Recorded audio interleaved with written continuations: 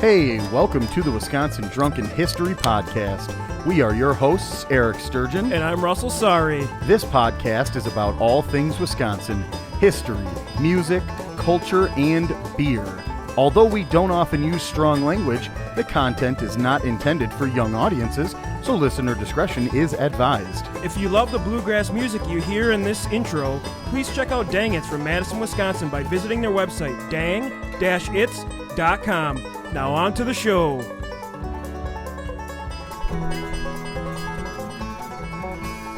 All right. Welcome back to another episode of Wisconsin Drunken History Podcast, your weekly dose of the Dairy State. We, of course, are your hosts, Eric. And I'm Russ. And today we are talking about one of the many shipwrecks that occurred in the Great Lakes involving our state, Wisconsin. Today we are discussing the sinking of the P.S. Lady Elgin. We also have great Wisconsin music from SeaSaw. We have another great beer review. And in addition of the infamous How Many Locos You At, and a special guest interview. If you have not already, please remember to go rate, like, subscribe, review, share, all that sort of stuff. I know we harp on you every single episode for that, but it's huge for us. It's huge. It literally, the 2 seconds that it takes you to do any of that stuff, it amounts to way more on our end and helps us keep the lights on and keep us doing what we're doing. I mean, obviously the passion drives us, but the rest is really huge for us too. So we're not making any bucks over here, but the thing that we like is that we're able to do this for you guys. I mean, I hope someday the Patreon will take off so we can make some bucks from this. You know, basically just to keep the servers and the beer. I mean, that's more, and the traveling for all the beer tours that we're going to feature in our Patreon. You know, that's what we're here for. So we're going to need to travel to each and every one of these breweries and do some sort of a tour with them. The equipment to be able to do that, and also, like Russ mentioned already, the ability for us to distribute that to you electronically over the internet streams here. So, honestly, we love it. Hey, if you're enjoying what you're hearing, go to our website, WisconsinDrunkenHistory.com, and you'll have access to all the different links, whether that's to our TeePublic page, so you can go ahead and get some of our merchandise, Patreon, as we've talked about, which is super cheap and inexpensive for you to get a lot of extra content. Russ and I have been working our damn tails off on this. So yeah, and we kind of always joke about the TeePublic, because literally per shirt we get about a couple bucks a shirt, roughly $2, and we always joke about it, like, oh, don't spend it all in one place. You know? But I mean, like, if you guys were to purchase and we get 10 shirts, it's still $20. I mean, it helps go towards our servers. Beers and beer servers, which are a huge cost for us.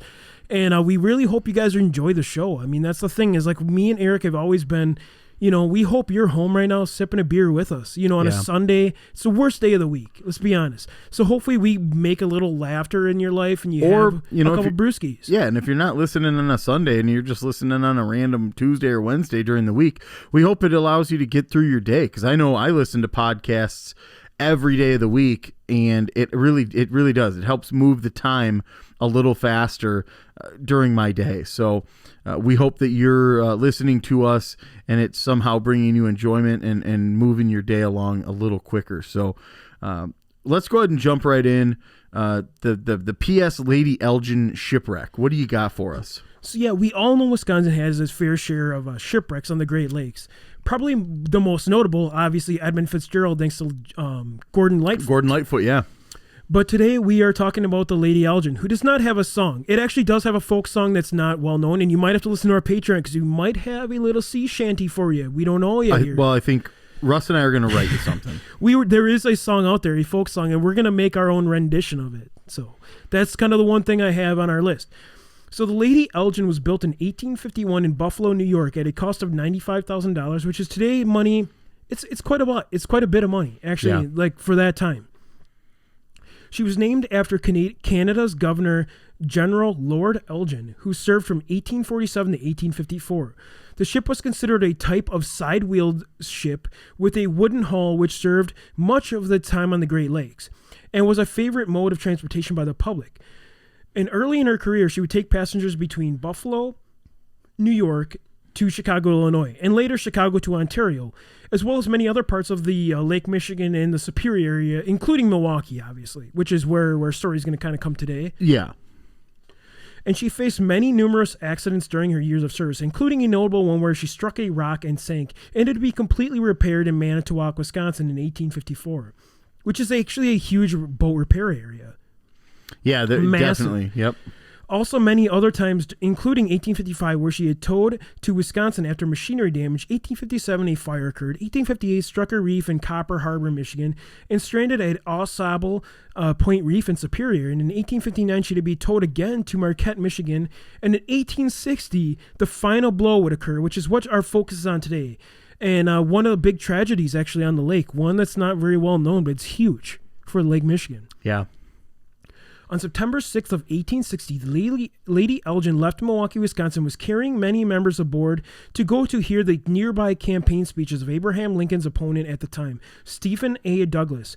A total of 300 ships would attend, 300 people would attend this September 7th rally, who went, it was actually in Chicago, and they were actually like listening to the speeches. It was the opposition to Lincoln at the time. After everything was over and the campaign had cleared, everyone boarded back on the Lady Elgin and began their journey back to Milwaukee. On its way, a home gale force wind and storm would pick up and on the lake. And when out, the schooner would appear later revealed as the Augusta of Oswego. The Augusta only had a single light mounted and made it nearly impossible to see anything during these conditions, and would be pushed right into the port side of the Lady Elgin at 2:30 a.m. in the morning there. So it's dark. There's nothing. It's empty. It's and I'm sure the people of the Augusta of Oswego, they probably didn't intend. They didn't know how much damage was occurred, really. Right, and to be fair, I mean, like you said, it's 2:30 in the morning. I don't know if you've been out on the lake in dark. A while, and especially back in the 1860s or whatever. That's going to be crazy. That's going to be crazy dark. They didn't have the indicator lights like we did today. No, not at all. And it's actually like we're going to continue on, and you can hear about what happened after this. So yeah, it actually caused significant damage to the ship, including to her bowsprit and headgear, thus causing her to start to dip below the waterline. The Augusta did not think the damage was significant and would sail out of harm's way back to Chicago. However, on board, chaos had started to erupt. The captain of the ship, Captain Wilson, ordered everyone to start throwing larger cargo that was causing more weight than necessary. This included cows.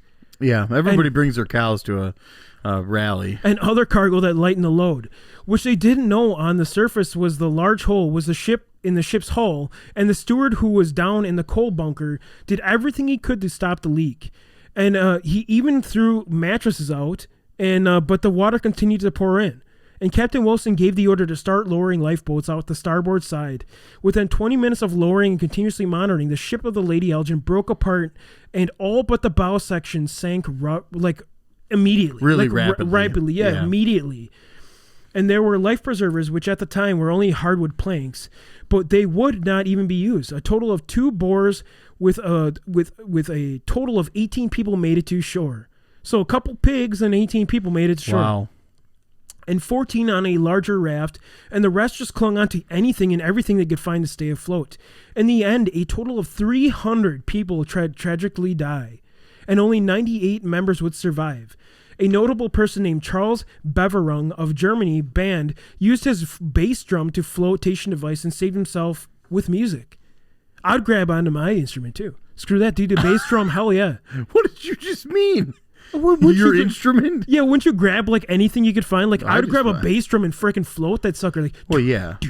I just thought you meant your instrument. No, I would go frickin' straight White Stripes into the shore too. Like, yeah, the elephant, whatever. Seven Nation Army, yeah. Heck yeah. So for sure, and I think. I mean, anything you could find at that point, it's that pretty moment, scary. You have to also remember, there's some of these individuals that probably don't know how to swim. And that's, for sure. That's why they perished, or they're too young to swim. I don't know. Exactly. And many of the shoreline natives were watching for any survivors so they could actually help, and including Northwestern University in Illinois and the Garrett Bible Institute. One hero of the wreck, Edward Spencer, managed to rescue 17 passengers over the course of 6 hours. He sustained many injuries in the process, leaving him with lifelong scars emotionally and physically. But a plaque is actually erected in the Northwest University Library, recalling his heroic actions. So if you go to Northwestern University in Illinois, Chicago, they actually have like a really cool plaque devoted to this guy who actually saved a lot of people, which is really cool to me. So Captain Wilson also died while rescuing 2 women and was caught by the gale surf and was dashed against the rocks. The tragedy also left many children orphaned and was one of the reasons that the political power in Milwaukee shifted from Irish to Germans, as a lot of Irish were aboard the ship. And the Irish were huge in Milwaukee. They were kind of the newcomers in Milwaukee. Yeah. But they started taking over politically, and due to this event, it kind of shifted everything. It's crazy, but... Today, thanks to Wisconsin Historical Society, a marker has been placed in the historic Third World, also known as a Cavalry Cemetery. A large monument. It's been placed and was buried, like the place where they actually kind of washed ashore. The people did. And though not a notable singer, a folk song was written about the disaster called "Lost of the Lady Elgin." And listen to our Patreon. If you subscribe, we're doing a sea shanty, Rick. I don't know if you're down for this, but we're doing it. We're gonna do the sea shanty. And also to remember the disaster of a $200,000 bronze statue was placed by Milwaukee Irish Heritage Center, which is actually a cultural center devoted to the Irish who came to Milwaukee. Yeah, really cool. Early Irish. And you can view it today. It's actually there right now. You can go right now. If you want to go to the Irish Cultural Center in Milwaukee. Yeah, Irish Heritage check this out. Cultural You can see Society. the Lady Elgin. And if you wish to visit the wreck as a diver, special permission is needed. And it was actually in 1989, it was located in Highwood, Illinois, which is just south of the border there, kind of in the northeast part of Chicago, which would be the suburbs, I guess, before Racine and all that. So, and the aftermath of the tragedy, the insurance of $12,000 was given to Gurdon Hubbard, who was actually the ship's owner. And the captain of the Augusta Darius Mallet was arrested in Chicago, but found not guilty because he actually didn't know. There was no laws in place he only had one light on his ship. So no one could see him on the dark Lake Michigan at night, 2:30 a.m., pitch black. You've been out there, it's pitch black. You see some stars maybe if it's not cloudy. Otherwise, it's pitch black. Even on like a well-populated lake, you don't see a whole lot at night. I mean, the whole water just looks like a big, blank, black, dark canvas. Exactly. I mean, it's hard to even see ripples. I mean, you're not going to see necessarily an unlit ship that, I mean, when you're both, driving like that, there's no way I don't think this guy could be convicted. Yeah, and I mean, back in that time, what was there? There was no laws stating that you had these like lights on your ship. Like you had to have certain colored lights on your So now, like, he only had a $15 cheap lantern, and that was it. So, like, he didn't see him, and a lot of people still to this day continue to blame second mate Mr. Budge as being incompetent, and his crew were to blame. But in my opinion, there was no laws stating that you need to have more lighting on the ship to be able to see it. Well, it's not their fault. And he is incompetent. Like, let's just say right now, Mr. Budge sucks. You think he was sucking down some brews on that ship? I don't know who he was. Sucking down some Jack Daniels. He had way too much champagne or wine or whatever the hell they drink on boats. I don't know. Abe Lincoln liquor he was drinking at that point. He had a bunch of honest liquor in it. He was just racking some shit out on Lake Michigan there. Dude was wrecked out there. But I mean, it is just a huge piece, and it's not like as well known as Edmund Fitzgerald as me and my co-host has said, but me and my co-host here, and he has not agreed to this, but we are doing a shanty on our Patreon. No, I mean, I'll do it, yeah. Where we're doing The Loss of the Lady Elgin, which is an actual song that's written by an Irish composer. I'll get a whatever instrument we need. I mean, you just got to pound on the table like 1,000 guitars over here, but we'll do it. We got this. Use the drum set. Yeah, we can use the bass drum for that, but it's going to be on our Patreon. And if you get a chance, check it out. We're going to have it up there. Again, this is a Lady Elgin, huge shipwreck in Milwaukee, probably one of the most devastating. Almost 300 people's life has been killed on Lake Michigan. Yeah, and the lake is so cold, and the Fitzgerald lyrics, the lakes never give up their dead because it's so cold when you get to the bottom there. You basically just an icicle on the bottom, and you never basically just decompose. A frozen rock. You never decompose. You're just always there. And it's really sad, and I'm really proud that like a lot of people have erected all these things. So like you can go University and see, you can go and see and still kind of like pay your respects to these people that lost their lives on different monuments and on a ship that like just was going to see a political race. Yeah, But that's going to I'm conclude gonna our take main my segment. cow to the nice political speech. Couple of Holsteins, I'm throwing her on the boat there. Hey, get on Gildred, get on Mildred. We're going down to Chicago to see some. Gildred and Mildred. Are those those are the cows' names? Yeah, Nice. Gildred and Mildred. But again, that was the Lady Elgin. And now on to our music segment. All right. So today we are featuring a pretty cool band called SeaSaw. Absolutely cool music. Again, I don't even think there's a whole lot we can say that's different from the last. I mean, their music is absolutely great. So today, like, the band is actually from Madison, Wisconsin, featuring Eve and Meg, who are just incredible people. They have great vocals. Like, they really work together very well. And today's song off too is Godzilla. I mean, I fucking love that kaiju. I love that greasy monster. You know, he may fight a couple Mecha Godzillas, a couple King Ghidorahs, a couple King Caesars. Yeah, you're dropping some bombs, bro. He's still my hero. Are those gang names or what are you doing? This is some Godzilla gang territory. Yeah, I know you take your son over to that stuff. I don't know much about it. I love Godzilla, man. I've watched him since I was a little guy, and that's why we had to feature the song. I heard it. It's just very good. The chorus is awesome. Like, they're two together. Like, Meg and Eve have great, like, they are perfect for each other. They sound good. And I cannot wait. It's a great sound. Now that I have my vaccine, I cannot wait to see SeaSaw. Like, and I saw him on the PBS Music Hour, which is actually why I reached out to him. Because I heard that. I love these guys. I didn't hear that one. So PBS Music Hour is a 30-minute thing on. I love that. PBS love the Wisconsin. PBS Music Hour. Yeah. You didn't see this one though. It's so good. You got to check it out. It's phenomenal. Yeah. And it's just another example of Wisconsin music. And whatever we can do to help push people to hear them. You know, that's all we ever want to do. I mean, this podcast someday may take off. I mean, we're kind of small, independent right now, but someday we hope we can really help these people get out there and their word out there. Yeah. Especially, like, Wisconsin is such great music, but it's not like California where it's millions of people. I mean, like, LA County is bigger than all of the Midwest. And there's just a lot of LA County. There's a lot of really cool clubs and stuff to play your music here in the Milwaukee area or Madison area. A lot of really cool clubs, but again, you know, on a given night, your audience is only a couple hundred tops, and that's on a really good night with really good promotion or whatever. You know, I just like to think that, hey, you know, this additional piece could get you a couple more individuals on those nights. I think for me and Eric, this is kind of one of the reasons we started this podcast in the first place. Because we have played, feature this stuff. We love, and we know how hard it is to get your name out there. We've traveled the Midwest. We've traveled. We played shows to 10. You know, 8 people, 9 people. For sure. Know. We've had some small house shows, basement shows. I mean, it's just and like the basement how it shows is are some of the good ones. You know, the ones that you really worry about is when you're at a club and you're playing to mostly the employees of the club. You know, that's tough. You're tough. playing to the other band who's going to come on after you. You know, that's tough to just be in that situation. So we do our best to highlight some of the musicians and stuff that we think are absolutely amazing, and it's not only the ones that we think are amazing because we haven't heard all of them yet, and we rely on your guys' suggestions as well, or your suggestions of different bands that you all enjoy, and if you are a band, reach out to us. If you we'll like a definitely band, reach out to us. Yeah, for sure. But this one in particular, the band is SeaSaw. The song is Godzilla. Here you go.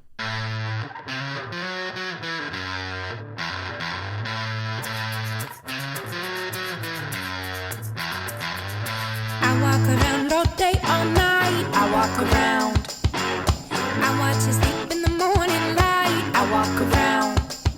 I'm breaking down each one of your walls. I'm starting small. I could knock down cities and all, but I'm starting small and weekly. To go, baptize our easy soul. Silence our thoughts. Convince us we're not frauds. And no response. No response. They say it's healthy when you talk to yourself. That must be reassuring. They say it's healthy when you talk to yourself. That must be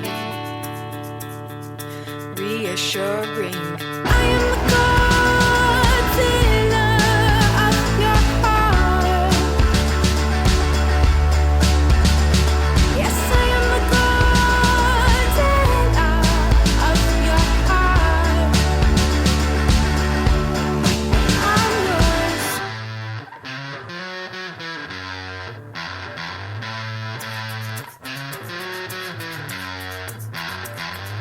I've been with you when you've been without. I've been with you.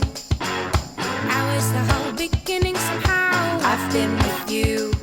I know that you could do better, do worse. What will you choose? 'Cause I'm breaking down each one of your walls. What do you have to lose with me? To show disguise our hates with phones. Broadcast our thoughts. Recognize that we might be frauds with no response. No response. They say it's healthy when you talk to yourself. That must be reassuring. They say it's healthy when you talk to yourself. That must be reassuring. I am the Godzilla of your heart. Yes, I am the Godzilla of your heart. I am the Godzilla of your heart. Reassuring. Yes, I am They the say it's healthy when you talk to yourself. of your Must heart. Yes, yes, reassuring. yes, yes. I am They the say Godzilla of your heart. Yes, I am the Godzilla of your heart. All right. Again, that was SeaSaw. Godzilla, definitely some really cool stuff going on Amazing. there. I mean, it reminds me of Florence and the Machines a little Yeah. bit, maybe of Mice and Monsters or whatever that is, of Monsters and Men. Is Of that what it is? Monsters and Men. Of Monsters and Men. Yeah. Kind of a little Zoe Deschanel too. Yeah. But No. it's cool. It's from our state of Wisconsin. Like that's Yeah. why we feature this stuff. Like it's just phenomenal. I mean, it's hard to put your words out there because it's like this is right in our backyard. Like And we it's can go absolutely watch this amazing. right now and Yeah. check this out. You know, it's Yeah. incredible to me. Again, it's just another piece of really fantastic musicianship that happens to be right here and they're from here. So And honestly, like my response, like when contacting these bands, theirs was so cool. Like they just seem like very cool people. I Even love Meg- it when they're super willing to allow us to use that stuff because it's not like they have to, and all we hope to do out of the whole scenario is get them a few more listens if we can. Yeah, you and know? like it not only gets them a few more listens, it also helps us like get more, followers that maybe like them too, Like, Yeah, and maybe- because we love Wisconsin music, like yeah. and we say it every single time. It's like it's more of a promotional thing for me. Like Yeah. I love getting the name, maybe their name out there that somebody might not know about them. Definitely. That's exactly what I'm trying to do here, and that's just so Yeah. cool to me. And like it's so not a selfish thought process. The exchange is mutual. I hope that their fans come and listen to us as much as I hope that the followers and listeners that we have sort of step out and listen to them. So on to our beer review. So we actually have another one from Some Nerve Brewing Company, which is out of Manitowish Waters. And this one again is a fantastic beer. We had the Cherry Kramer on a few episodes ago, but this one's Geronimo Jackson IPA. And Russ, why don't you give us a Yes. little more detail here? So the Geronimo Jackson IPA is a 7.0% ABV IPA, obviously. Very tasty. The bitterness is up front. A little bit of a smokiness to it with Still, the IPA, exactly. which is and we had the interesting. woodiness on the other one too, the smokiness on the other one. It's interesting for me to have an IPA with a smokiness. 'Cause Yeah. it's like kind of two things that like maybe you wouldn't normally be like, oh yeah, let's do that. Let's put in a bourbon Right, cask right. or let's do this. But it's really working for It's me. amazing. And obviously, like Some Nerve, like we said before, Manitowish Waters, John Dillinger, Hurley, Wisconsin, deep roots in the podcast. We Yeah. love this stuff. I mean, and if you haven't been there, check them out. I mean, they're in It's US. a really cool little cabiny type place that's right off of 51. I mean, it's literally amazing. you just sort of stumble across it. And when you get there, I mean, be sure to say hi, go outside after you get a beer, and play some bags. They've got a nice little, not really picnic area, but little, it's not even a patio. It's just, hey, it's a couple of tables out in the yard, Play some lawn games. Enjoy. It's nothing but woods and lake around you. It's awesome. And this IPA, like, you're getting that IPA flavor, but you're also getting the smokiness again. Like, they're getting that, like, bourbon cask flavor, like, deep rooted into this beer. So you're getting that bitterness, but you're also getting the woodiness. Do you agree? I mean, it's funny because it's like, like I said in the last one, it reminds me of the Northwoods. It's like that woodiness, that oak, that like old oaks. I feel like drinking this in their facility or on their property is going to be even better than just enjoying it right like we are right now. Right.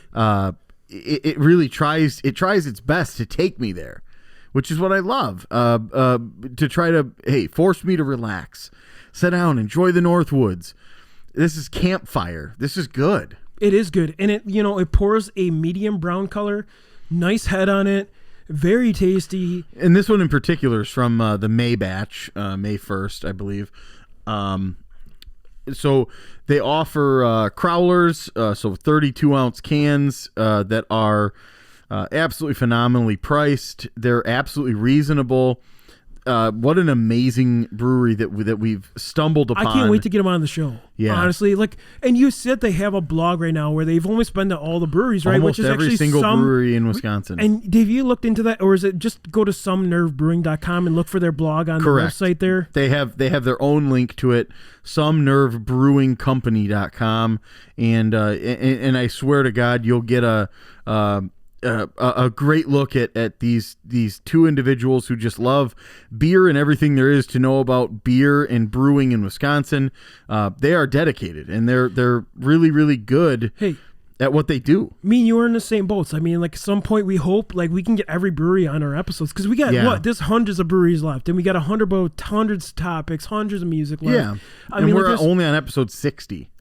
Right, and it's just like I cannot wait for me and you to get on these Patreon trips, so maybe we can show these guys Some Nerve Brewing, and they can see the innards of the workings and meet the people, and that's our whole point of doing the Patreon, was to do this. Would be amazing. Yeah, this would be one of those ones where it's our dream. You and I could record ourselves hanging out there, getting a beer, checking out the facility, but then I'll kick your ass in bags or something, I don't know about that. I'm pretty good at bags. Yeah, I'm not very good at it. I'm pretty fucking decent at bags. You're probably going to wallop me.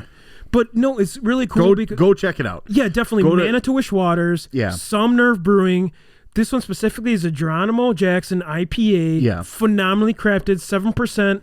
You might get a little rip, baby. 7%, baby. But it's awesome. Have a can of this, baby, and then just go to night. You're in the Northwoods. We talked about it before. Hurley, Wisconsin. 15 minutes north. Boobs. Babes. Boobs. Babes. Hunting.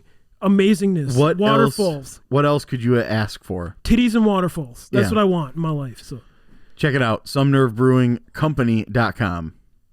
Grab a seat, gather round, join us for a chat. How many locos you have? Oh, shit! All right, folks, you know what that means. It's a how many locos you at segment, brother. Ow. And this one... Here we go. This one is super cutting edge. All right, let's hear it. Ooh. So this one, the headline reads, Wisconsin man arrested for MWI. We've heard about one of these in Rhinelander, remember? Yeah. On our previous episode? MWI in parentheses is mowing while intoxicated. So apparently one Wisconsin man likes to have a good time while keeping his lawn well manicured. Right on. An observant officer out for a ride noticed a 69-year-old man on his lawnmower weaving erratically down the street this past Sunday. Jackson police officer Kyle Henning was shocked at what he discovered, stating he had never seen an intoxicated lawnmower driver on the roadways. Unfortunately for the officer, or unfortunately for the individual, the officer did spot him and radioed back to the precinct saying, I'm going to pull this guy over. He's on a lawnmower. What should have been a simple task proved anything but, because the individual was evidently not eager to end his joyride.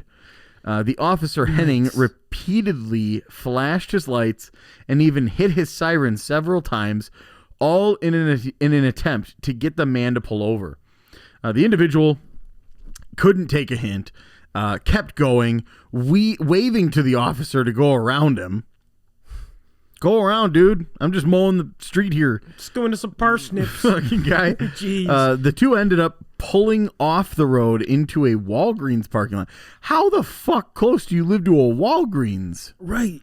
Jesus. So he's going to go get his prescription, mow a lawn, I don't know what the fuck grab he's a couple brewskis. You know. Oof. So apparently they're in a Walgreens parking lot now when the individual ran into trouble cutting off the lawnmower, inadvertently shifting the machine into drive instead of park, and hitting a curb. How the fuck do you accidentally put it in? It's always in drive. He's just drunk. If you just let off the thing, it's not driving. He's coming up with some stuff here. Damn, dude. He's just wrecked. So the individual told the officer that he had only consumed one beer that day. Henning, the officer, was skeptical to say the least, because he conducted a field sobriety test and a breathalyzer conducted soon after that revealed that the individual had a blood alcohol level of 0.219, well in excess of the 0.08 limit. Oof, so this guy's been drinking all day. Just He started dumb as early. shit, man. He started early. He's like, I gotta mow my lawn. I'm gonna get a couple beers in me. Oh god, I made gotta some get big fucking mistakes ripped here. before I go out there and rip up this lawn. So even as he was being arrested, the individual remained puzzled, apparently unable to determine what he'd done wrong and why he'd been pulled over in the first place. The officer explained the litany of problems to the individual.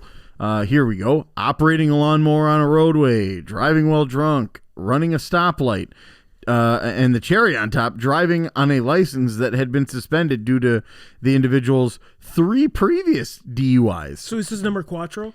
And Eric, I mean, you and me, I've drinking beer on my Cub Cadet, right? You have too? I do right here, yeah. I mean, but we don't have a yard where we really go into the street, or we don't go to a Walgreens. Mine definitely. We don't go to Walgreens. I will not go to Walgreens when I'm fucked up. But mine definitely, like, on parts of mowing my lawn, if I'm going out that far to there's an easement on our property where there's a public walking path. Okay. If I have to cross into that, I'm sure that could probably be an issue.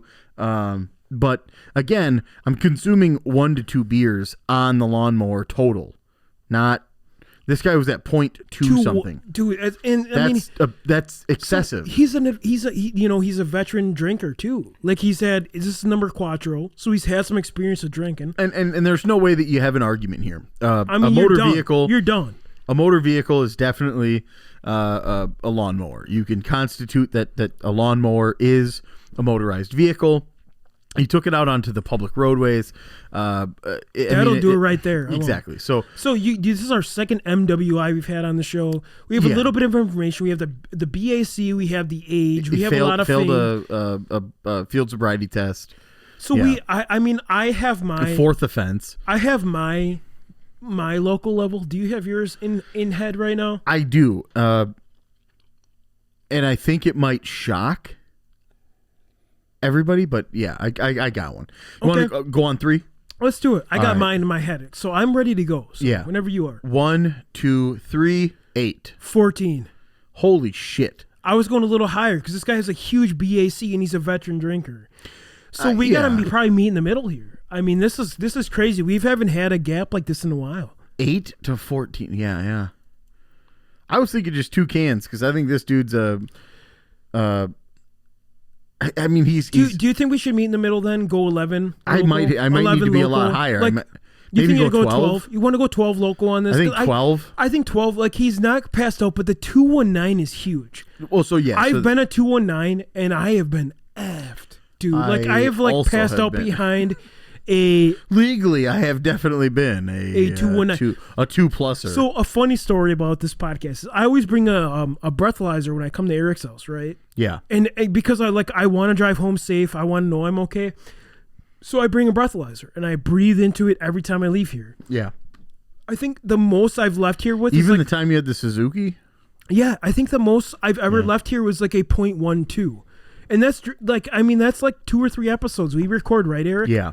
So 0.12. So 0.219. Like, you've been drinking, dude. Like, you are. And the 0.12, I think it's crucial that we say he didn't just take off right there. No, that's why I stay he blew here. 0.12 and we. That's why I stay here and hang out. We were in the garage for listening at least to an music, hour listening not to drinking tunes. beer at all. Like, At one point, we went and looked at the new studio building that we're gonna get, and that's the whole thing. Like, I don't want to ever get a DUI. Like, and that's why I use a breathalyzer. Oh, and the studio building that we're talking about is on my property. It is. We didn't leave. We are working on a new studio at some point here, and that's what we're hoping this Patreon That'll be a will help us Patreon. with. Yeah, it'll help us with our Patreon. Is kind of what we're going for here. The Patreon will be the different progress levels of us building that as well. So yeah, and I mean, we got a lot of cool people we've been talking to. I know Eric. William Defoe is one of them.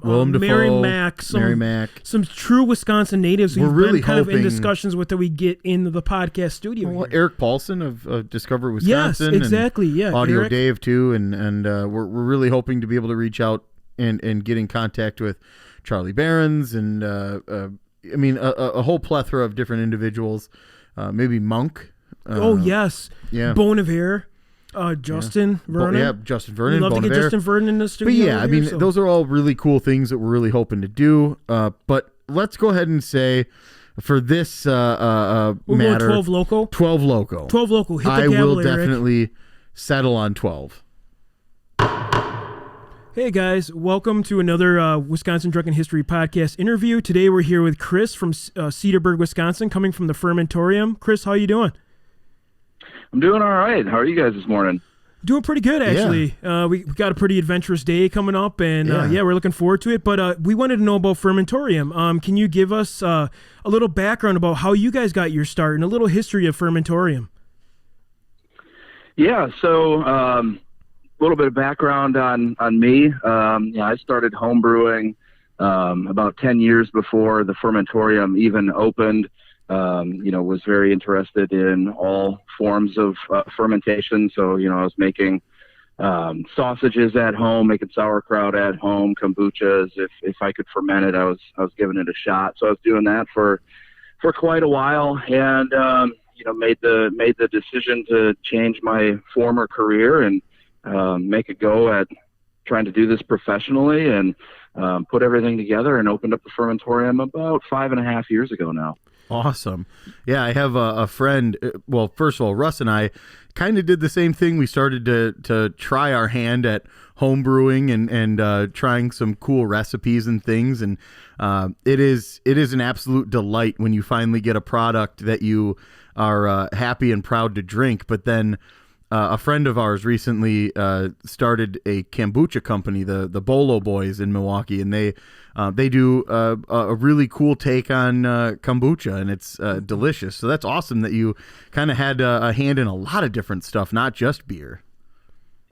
Yeah, for sure. It's a fascinating thing for me, and kind of satisfies both sides of interest that I have, and that's the artistry of trying to come up with a new product, but also, there's a ton of science that goes to it, not just biology of the fermentation, but the chemistry involved to support that. And it's just, I don't know, an all around interesting and rewarding thing.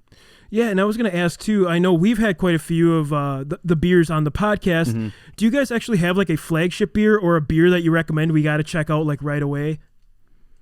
Yeah, so our flagship is Juice Packets. It's a juicy IPA. That's one that has just kind of taken off for us.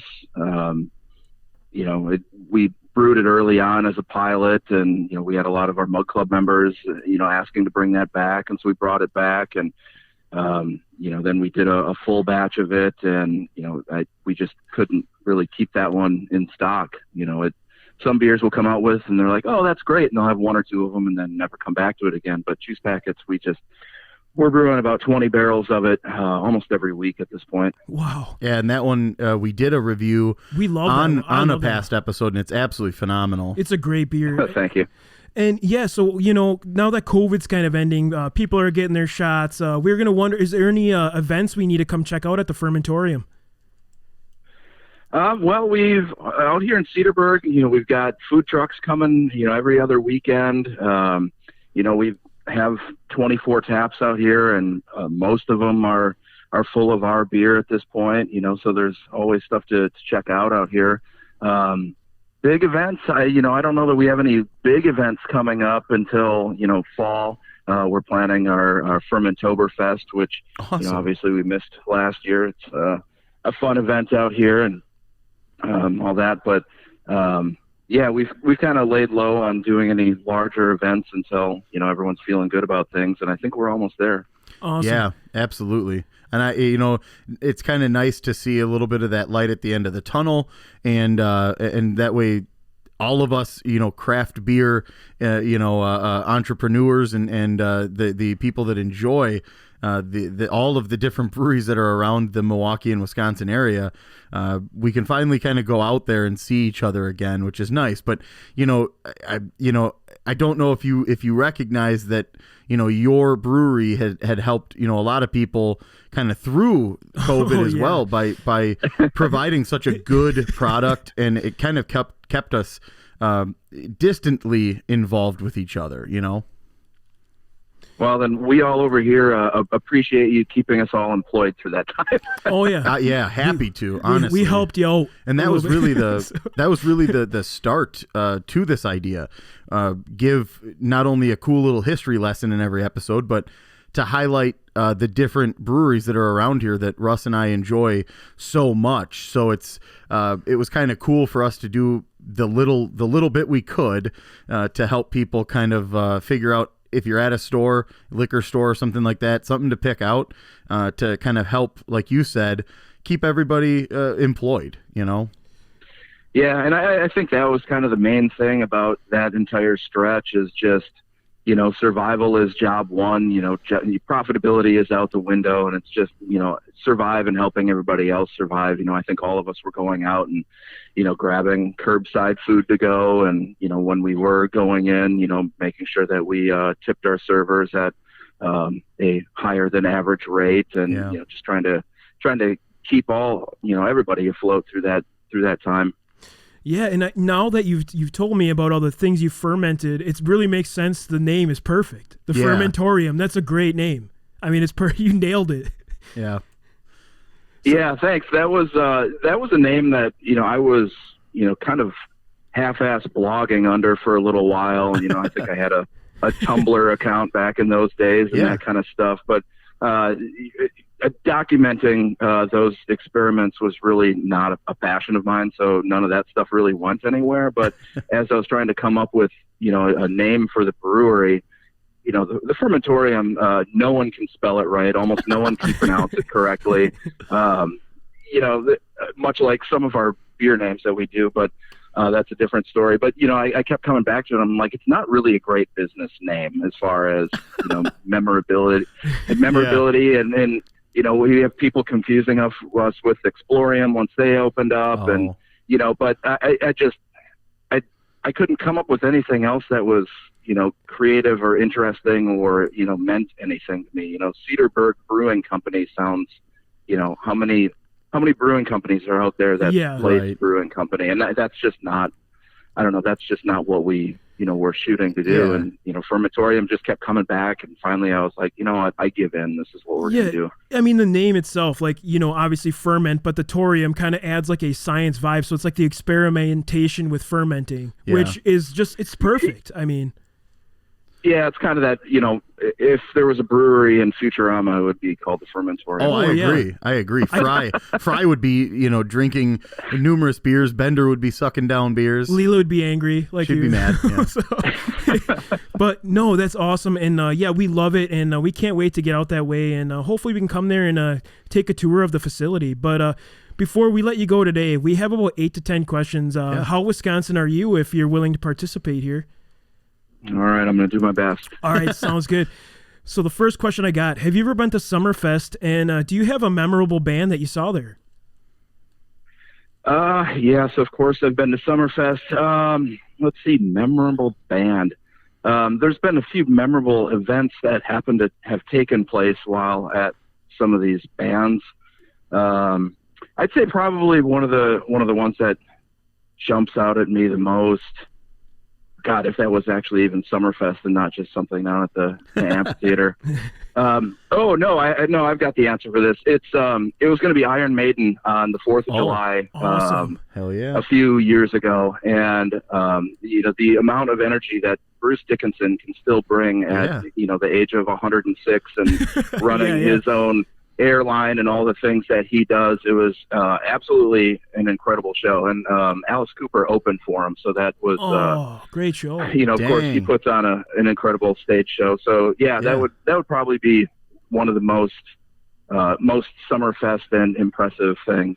Yeah, you're going $1 billion babies to Aces High. Holy cow! Bruce Dickinson, the cock of the walk, baby. Oh yeah, and he can. And him, running. It's the 4th of July, and he's running back and forth on stage with like a 30-foot Union Jack. So there was. That's funny. Cool. That's awesome. Yeah, I know. I'm a huge Iron Maiden fan, so that's a really cool one. Next one I got for you. Is there a beer from Fermentorium we could use to try to make beer brats with? To try to make what with? Beer brats. Beer brats. Well, I mean, since we're going to talk about, how Wisconsin are we kind of thing, that answer for me is going to be Covered Bridge. So Covered Bridge for us is kind of our house yellow beer, as I'll call it. But we also, we have dubbed that our Wisconsin ale. So we use Wisconsin-grown barley that we get from Malt Europe right here in Milwaukee. And then we work with the Wisconsin Hop Exchange to get Wisconsin-grown hops for that beer. So it's your standard yellow beer. You can pretty much drink it all day. Would go great for some beer brats and all Wisconsin ingredients. Awesome. And so the next one I got, have you ever tailgated at a Brewers, Packers, or Badgers game, or all three? Brewers and Packers for sure. Awesome. Yeah. I mean, those are the two most common. You got to tailgate them once in your life. It's a party. So. Yep. It's possible I was around when a Badger game was going on, but I won't lie. The memories may have been a little they're faded, fogged. Fogged. There may have been a couple 2-tree keg stands out there. Yeah, but. and quite probably. And now that you mentioned that, Packers was definitely in that. Have you ever worn a cheese head? Not in public. Okay, that's fair. Save that for the bedroom. Yeah. Yes, exactly. Hey, baby, I'm coming in with the cheddar on. It's role play. I'm a Packers fan. Yeah, if I'm wearing a cheese head, that's the only thing I'm wearing. Oh, yeah, heck yeah. Yep. And so you're close enough to Milwaukee where you might have done this, but have you ever closed Wolski's in Milwaukee? I have. Yeah. Awesome. Nice. Do you get the bumper sticker? You bet. Oh, it's so cool. It's somewhere. Yeah. And played some steel darts there, and nice. I'm not sure a lot of them hit the board. No, it hit people probably. You got Mary possibly, in the back. Yeah. So next question. This is a highly debated topic. What do you consider to be the Northwoods of Wisconsin or up north? What happens north of 8 stays north of 8. There you go. Oh, nice. That's like the kind of the cutoff. When the woods change, you're getting past Rhinelander. Heck yeah. So.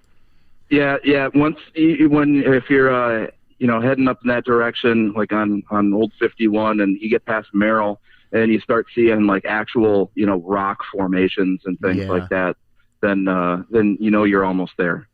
Yeah, I always say that there's a point in the drive from the Milwaukee area to the Northwoods that your shoulders drop and you're like, it just feels like all of the stress has melted away and you're able to just sort of have that up north living, Right. And, depending on, your habits, road soda could possibly be opened at that time. Oh, there may be a couple cracked in there. Safely. Yeah, for sure. Yeah. And I would never tell anybody, to do it, but a special export is great because it kind of looks like a Sprite can. There you go. Yeah, so the next one we got, it's a pretty Wisconsin thing. I'm sure you've done it. But have you ever operated a snowblower? Well, yeah, obviously. Yeah, that's a pretty common one. I always say extra points if it was an errands. For keep the Wisconsin factor. Yeah. So, I believe that is what I have at home. Yeah. That's awesome. And so, yeah, I got 2 more for you. The next one is kind of a funny one, and maybe you haven't done this, but do you have a favorite fiberglass cow you like to go and visit, whether it's Sissy or Bernice? I don't know that there's a favorite, but I have definitely spent some time hanging out with the gals down there at Cops in Glendale. Yeah, exactly. Oh yeah, those udders are nice and pink there too, and all right, so I got 2 more for you. Next one, have you ever hit a deer? Oh yeah. No, yeah, that's pretty common. It's crazy. You can't avoid them. I mean, give them the uppercut. I nailed one square one time, and I have a lot of fogged memories, but I will always remember this poor deer hit so square that it was almost slow motion as it just sort of flew away from the car. You went straight. You went straight Macho Man and gave him the suplex over the car. So. Oh yeah. That vehicle was. She was pretty totaled. Yeah. All right. Before we let you go today, I got one more for you. Other than the Fermentorium, obviously we're going to come visit, and we hope everyone else on the show visits. But is there another brewery tour, or a place to grab beer that you recommend? And it doesn't have to be in the state of Wisconsin either. If you have a favorite outside the state, we're open to it. That's something that always kind of changes and rotates for me depending on what I'm into and what my motivations are. I'd say probably my favorite brewery in the area right now is Venture. So they're a few blocks away from our location down in Tosa.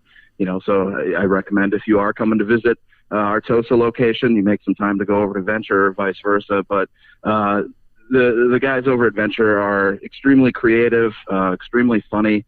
Great to talk to and hang out with. The beers that they do, they're creative with it. I don't think they're chasing any sort of trends. They do what they got to do to sell some beers, but that and the coffee roasting that they're doing there, and I think some of that knowledge and experience that they get from roasting coffee shows in the beers that they produce.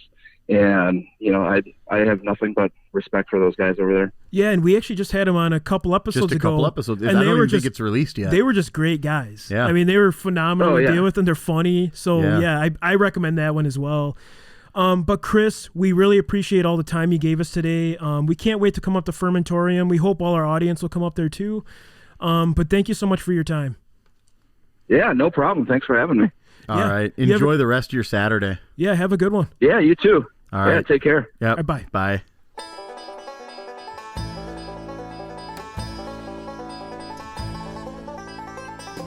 All right, that concludes this episode of Wisconsin Drunken History Podcast. If you enjoyed this vulgar display of Wisconsin, please like and subscribe on whatever streaming platform you prefer.